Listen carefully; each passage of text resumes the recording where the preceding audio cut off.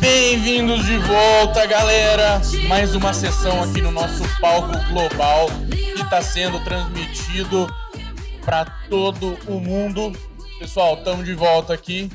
E agora, para falar, essa sessão vai ser em inglês, né? Mais uma sessão no nosso palco aqui, que é a Torre de Babel. A gente já teve sessão em inglês, tivemos sessão em português, vai ter sessão em espanhol aqui também.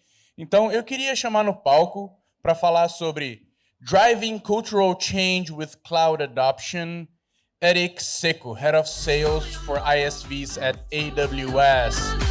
Eric, my friend, welcome. Thank you. Stage is yours. All right. Hey guys, good afternoon everyone. Oi, pessoal, boa tarde. Everybody had a Eu espero que todo mundo tenha tido um bom almoço. E, em primeiro lugar, como vocês podem ver, não tem nenhuma surpresa aqui. Meu nome é Eric. Eu não sou sociólogo. Eu não sou antropólogo. Eu sou um gerente de vendas. Mas o tópico que eu vou abordar é a mudança cultural. Então, como um gerente de vendas pode falar de mudança cultural?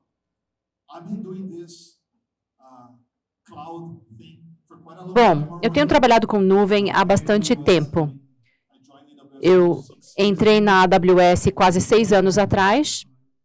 E antes disso, eu também trabalhei com computação de nuvem em outra instituição.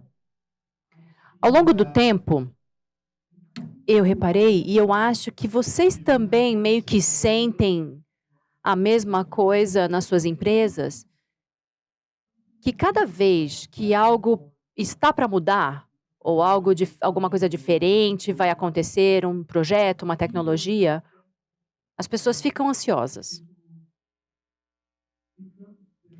E as pessoas acabam se tornando o principal bloqueio para algo útil ou para se atingir os objetivos. Então, com a computação em nuvem é a mesma coisa.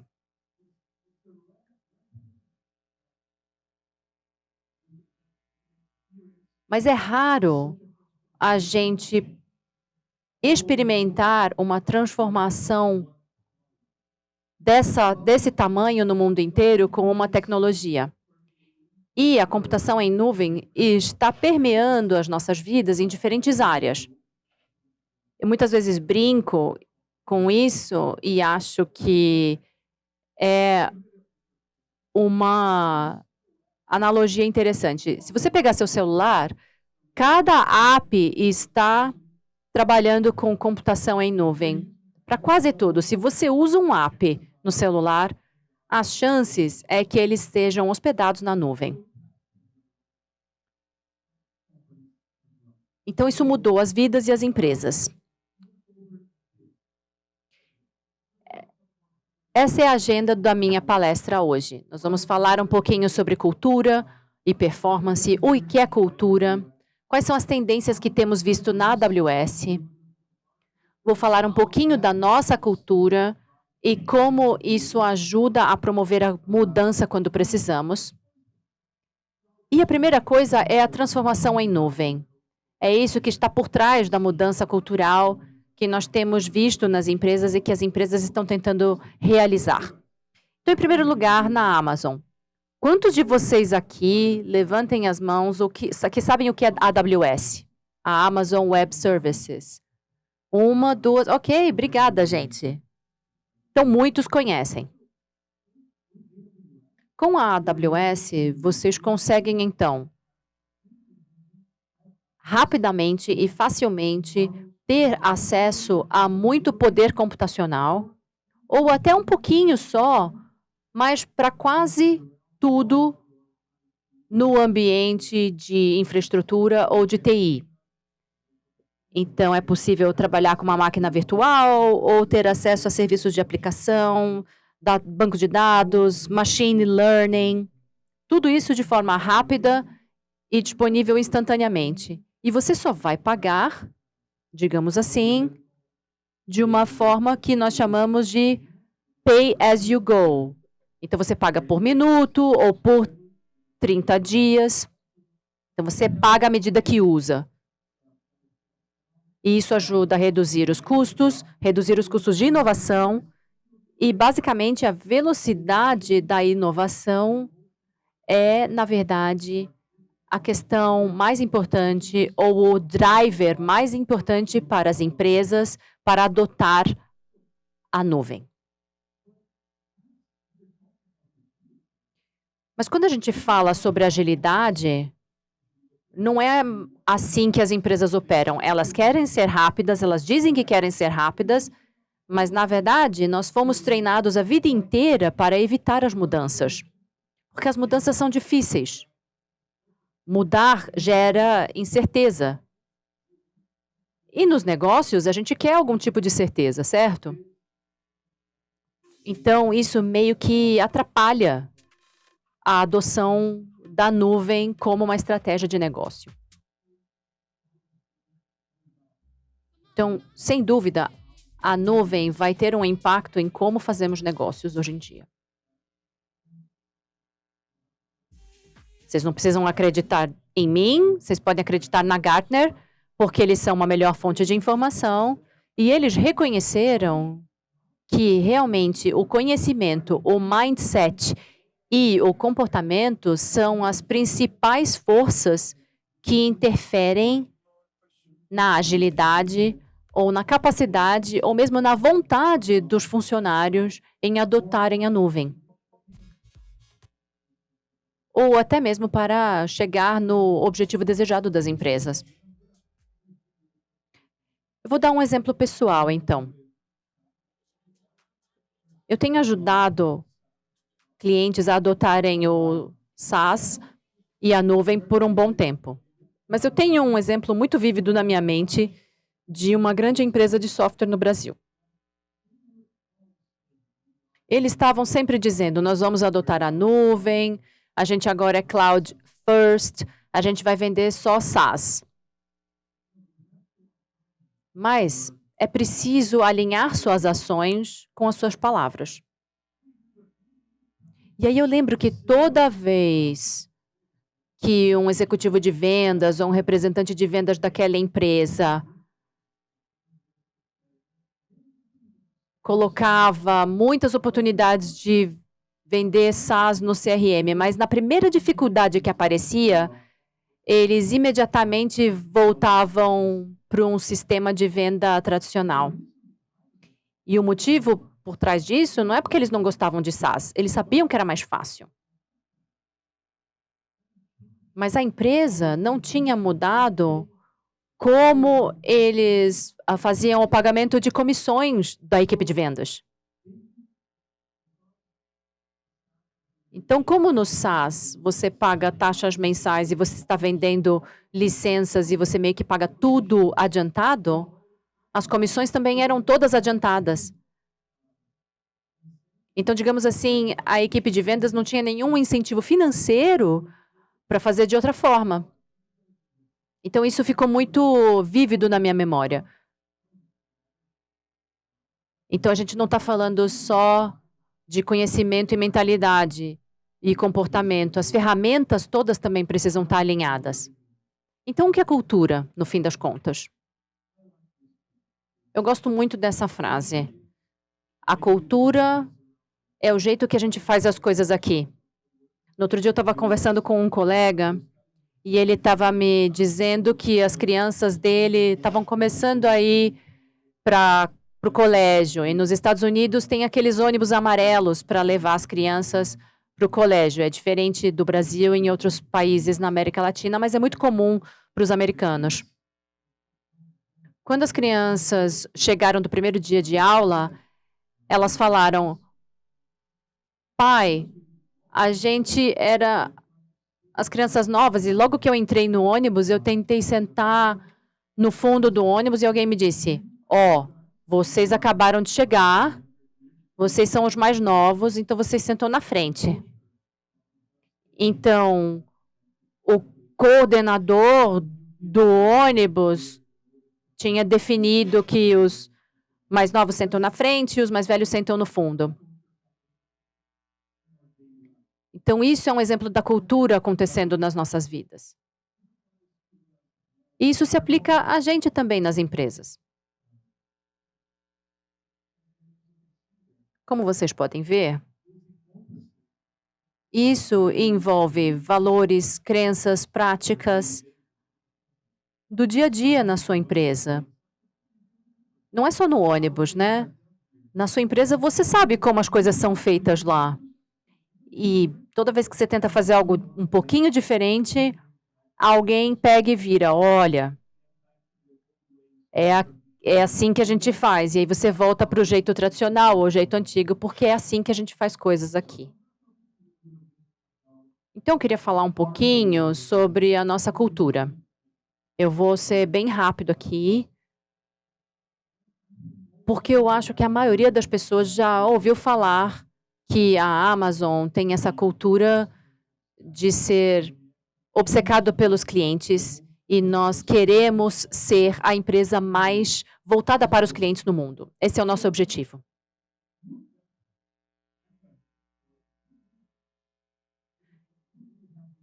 Então, será que a gente teria conseguido lançar tantos serviços focados nos clientes e produtos focados nos clientes se isso fosse só uma frase escrita na parede? Provavelmente não. Então, na Amazon, nós temos os nossos princípios de liderança e eles são um reflexo da nossa cultura. E mais do que isso, acho que foi a primeira vez na minha vida que eu trabalho numa empresa que eu realmente conseguia ver que eu estava vivendo aqueles princípios de liderança, aquelas características de cultura no meu dia a dia. Eu vou dar um exemplo agora e depois vou falar de um caso real. Quero falar de um princípio de liderança que é insistir no mais alto nível. Nós esperamos que todo funcionário tenha isso em mente, porque é assim como eles são contratados, é assim como eles são avaliados no dia a dia. E nós temos uma avaliação de performance bianual. Então, é assim que a gente olha para os colaboradores. E eu vou explicar depois por quê.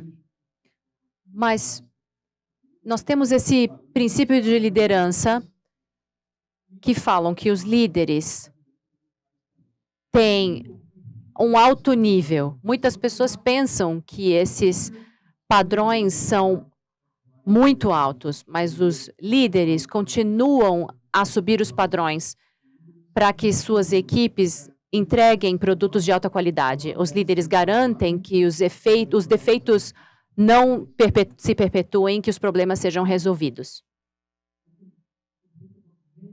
Eu posso pensar em muitos exemplos de como nós realmente usamos isso no nosso dia a dia na Amazon, na AWS. Quando uma apresentação ou um artigo é enviado para mim, da minha equipe, eu espero que eles tenham feito o seu melhor. Às vezes, a gente acaba refazendo o documento 4, 5, 10 vezes, até que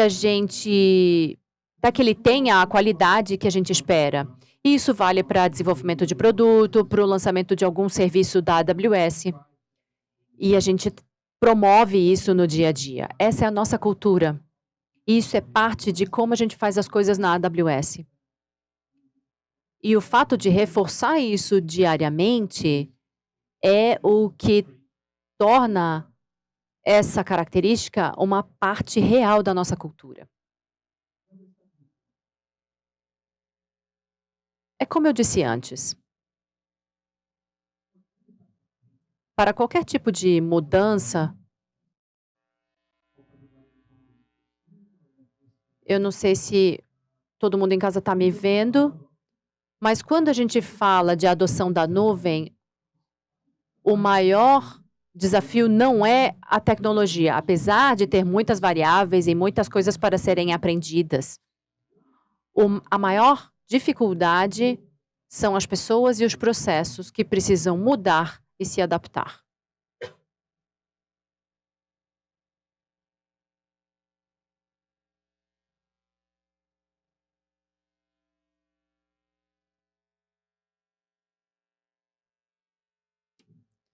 Existem diferentes tipos de mudança. E dependendo do nível de transformação, elas são diferentes. Então, melhorias. Digamos que você usa um ERP alemão, que é muito famoso, e você tem uma nova versão daquele software, daquele ERP que precisa ser atualizado. Isso é uma melhoria, certo? As vidas das pessoas não vão mudar. Claro que foram impactadas quando teve a adoção, mas com essa atualização, as vidas das pessoas não vão mudar. É o mesmo sistema que faz as mesmas coisas. Provavelmente a interface não vai mudar tanto e você já está familiarizado. Talvez você tenha uma nova funcionalidade, talvez seja mais rápido, talvez tenha um banco de dados que consuma muito mais armazenamento, mas nada vai mudar muito. Isso é uma melhoria. Quando a gente olha para as transições, as melhorias estão muito mais relacionadas a conjuntos de ferramentas que você usa para fazer alguma coisa. Quando estamos falando sobre as transições, isso também envolve a mudança das capacidades das pessoas que estão operando essa tecnologia. Então, por exemplo, se você vai a um hospital público no Brasil,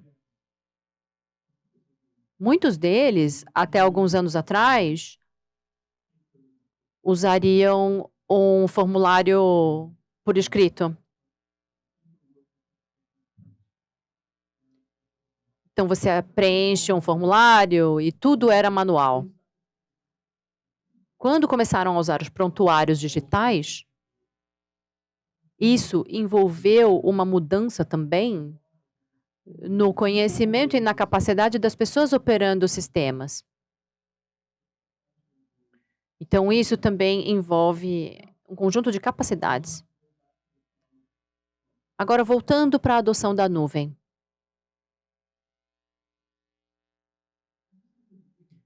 Como eu disse no início, a coisa mais importante que as empresas estão buscando quando adotam a nuvem, quer dizer, muitas pessoas podem achar que é uma mudança movida por custos. Claro que a redução de custos é importante, nós gostamos disso e as empresas gostam disso, os CFOs especialmente. Mas o principal motivo que nós vemos entre todos os nossos clientes é a velocidade de inovação. Vamos então nos aprofundar um pouco nisso. Quando a gente fala de velocidade de inovação, não é um conjunto de ferramentas, não é uma tecnologia da nuvem que vai promover isso. Então, a Sensidia é uma empresa de software e é onde a nossa equipe se especializa. Tem algum desenvolvedor de software aqui? Alguns, tudo bem. Então, talvez vocês se relacionem um pouco mais com isso. Algum tempo atrás, existia esse conceito de desenvolvimento de software que era chamado de waterfall. Era normal as empresas desenvolverem os softwares numa arquitetura que nós chamamos de monolito. Então, é um bloco de software. Não dá para rodar nada sem o restante. Quando você estava desenvolvendo isso e você queria incluir uma nova funcionalidade ou fazer um upgrade, era difícil, porque você tinha que garantir que aquela pequena mudança que você estava inserindo funcionava com todo o restante que já existia. E, normalmente, isso podia levar de 2 a 12 meses até você conseguir lançar uma nova versão do seu software. Às vezes, até mais. Há empresas que ainda fazem isso, lançando atualizações anuais, provavelmente porque ainda estão trabalhando com uma arquitetura em monolito e ainda estão trabalhando com essa metodologia waterfall?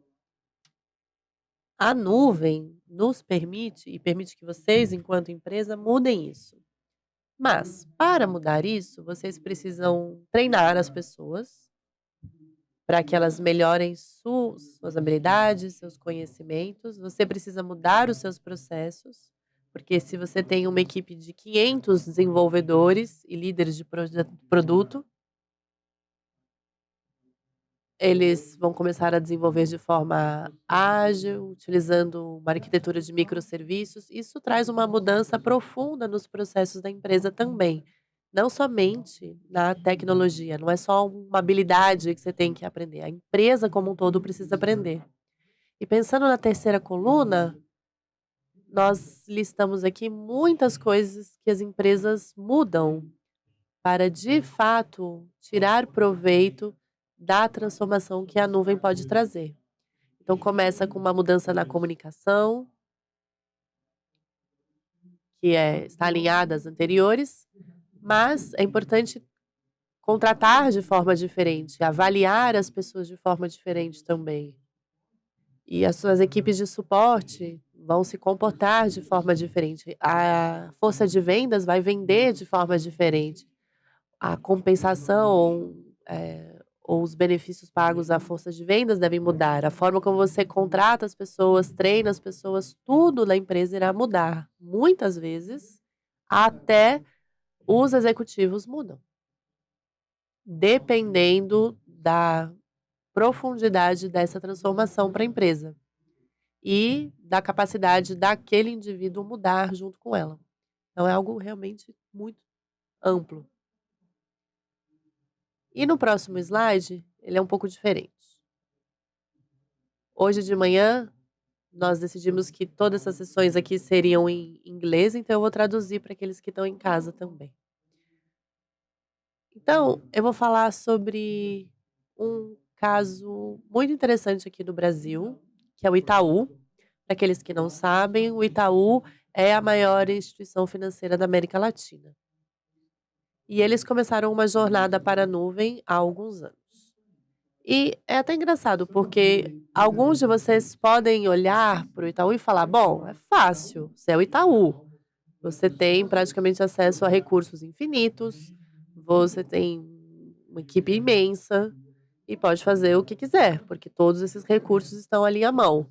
Por outro lado, alguém pode dizer: nossa, imagina que difícil deve ser mudar uma organização desse tamanho, que vai ter um impacto gigante na vida cotidiana de dezenas de milhões de brasileiros. Na verdade, já latino-americanos, porque eles têm uma presença em outros países também. Então, a mudança para uma empresa desse tamanho é difícil. A mudança é difícil em todos os lugares. Mas eu gosto desse exemplo porque ele demonstra exatamente o que estamos falando. A mudança precisa de alinhamento em todos os níveis. Se uma empresa decide mudar algo tão profundo quanto a sua tecnologia de base, a velocidade com que eles querem gerar negócios e inovação, todos precisam estar alinhados. E aqui nós temos 3 executivos, membros do conselho, que claramente têm alinhamento com essa mudança. Vou começar com a primeira citação. Então, ser digital vai além de operar em canais digitais.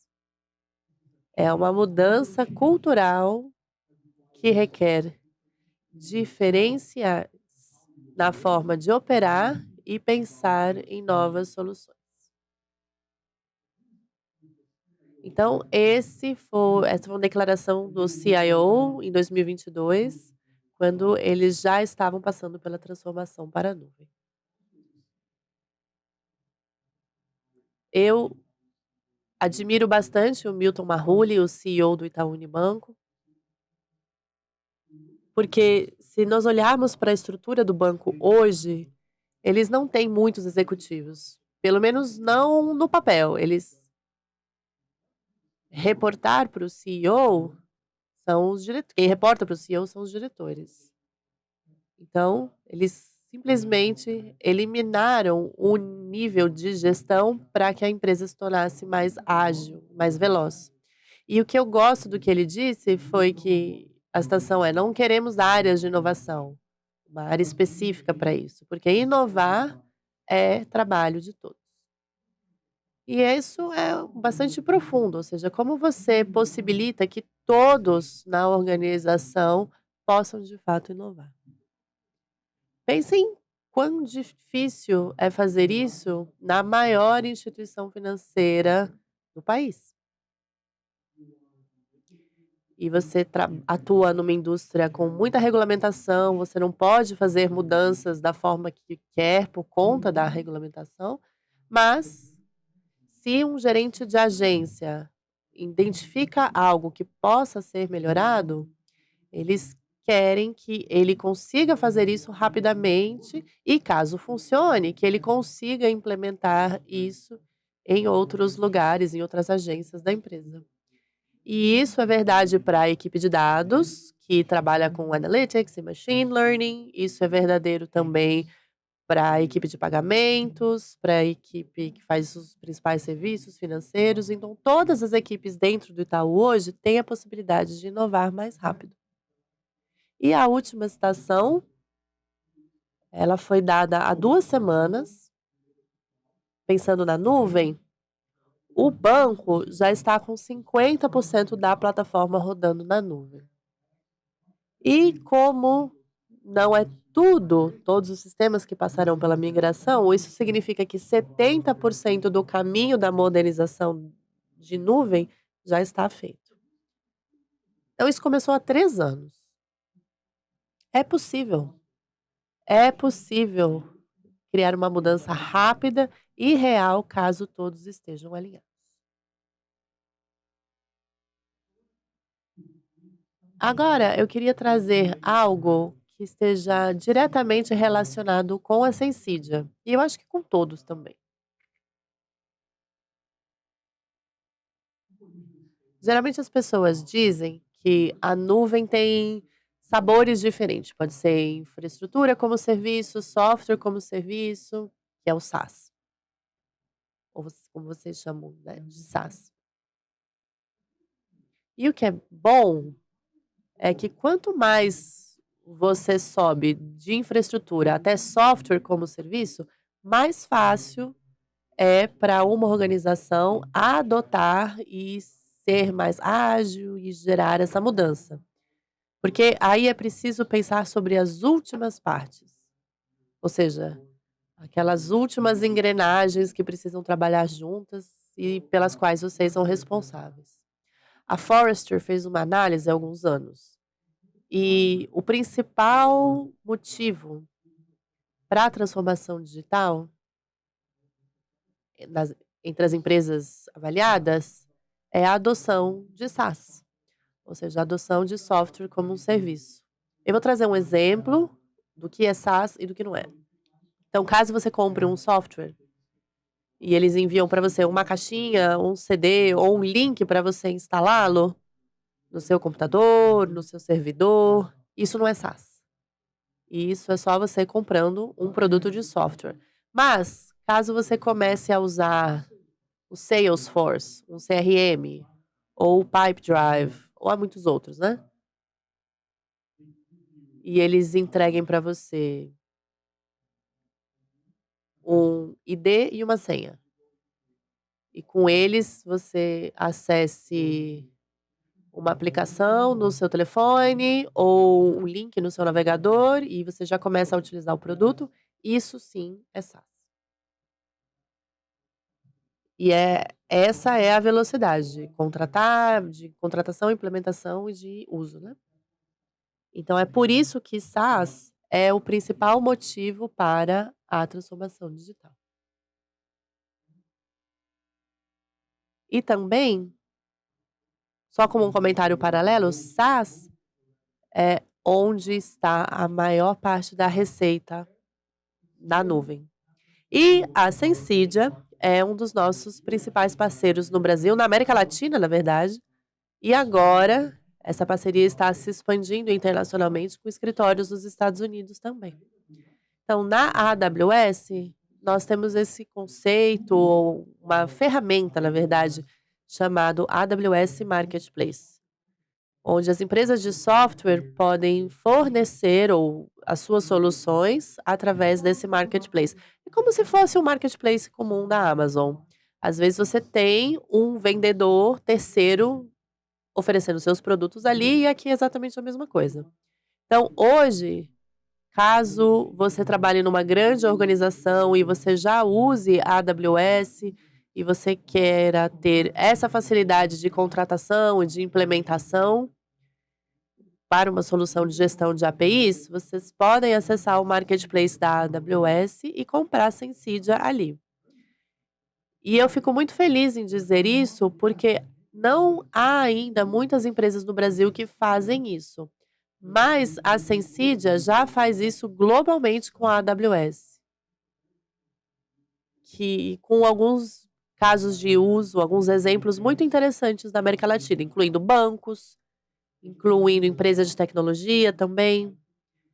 Então, eu acho que isso é incrível. E eu fico muito feliz do trabalho da nossa equipe seja justamente ajudar nossos parceiros como a Sensidia a terem mais sucesso globalmente do que teriam somente no Brasil.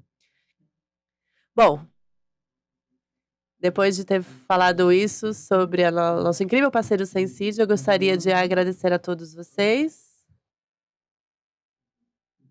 Muito obrigado a todos por terem passado esse tempinho aqui comigo. E eu acho que talvez tenhamos perguntas da plateia, certo? Yes, Eric, we do have some Exatamente. questions Nós from the temos audience, sim and we do have some perguntas time to respond. By the da way, plateia e um awesome tempinho para session. responder. Thank E a you so much. Thank you so much. apresentação incrível. Muito So we got a obrigado. couple of questions from Temos the algumas audience. perguntas, sim. And first one, E a primeira, how would you como advise você, innovators that o que você diria are para os in more inovadores que traditional trabalhem em mais change-resistant em cultures? culturas mais conservadoras ou mais resistentes à mudança?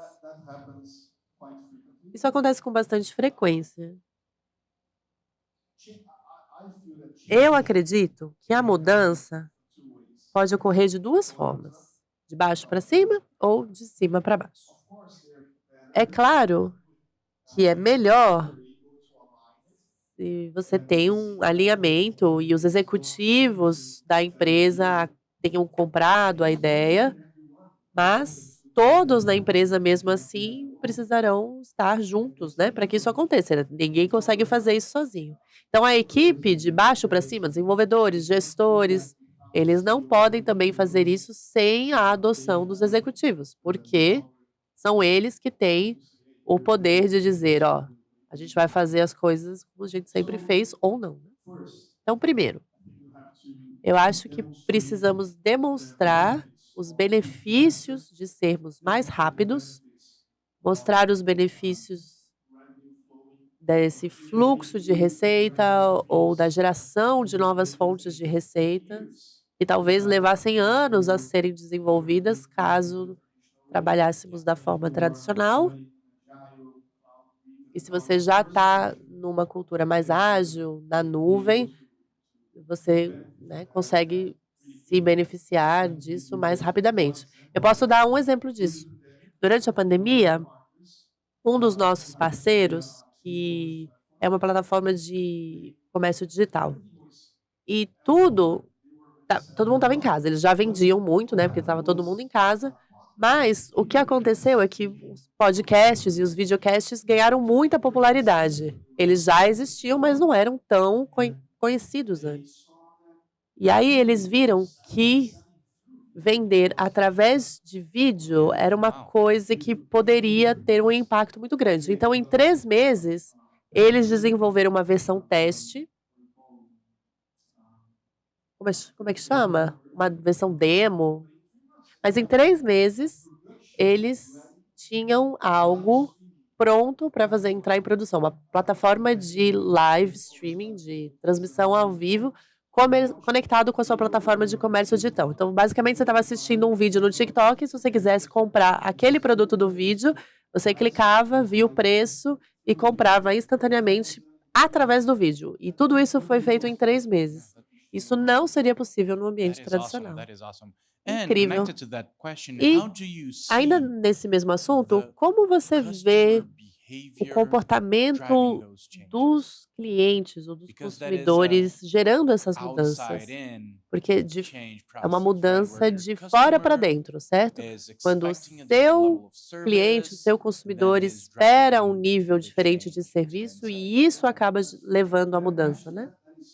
Verdade. E na verdade, provavelmente você não quer trabalhar num lugar que seja muito diferente da sua vida, né? Então, as empresas onde você consome, elas são rápidas, adaptáveis e você ama a experiência que tem com elas enquanto cliente. Mas se isso não for verdade dentro da empresa onde você trabalha, você vai notar que tem alguma coisa de errado, ou pelo menos alguma coisa que poderia ser melhorado. Então, acho que todos nós, enquanto clientes ou consumidores, trazemos isso para as nossas empresas também. Então, é impossível separar as duas coisas. E essa força que vem de fora para dentro também acontece através dos funcionários. Então, acho que são coisas que são inseparáveis. Certamente. Eric, parabéns. Muito obrigado. Um prazer tê-lo conosco. Obrigado pelo convite. Pessoal, e a nossa próxima sessão sobre além da regulação e data economy, um painel de discussão aqui sobre Latam. Então, já voltamos daqui 10 minutinhos. Valeu, pessoal. Até já.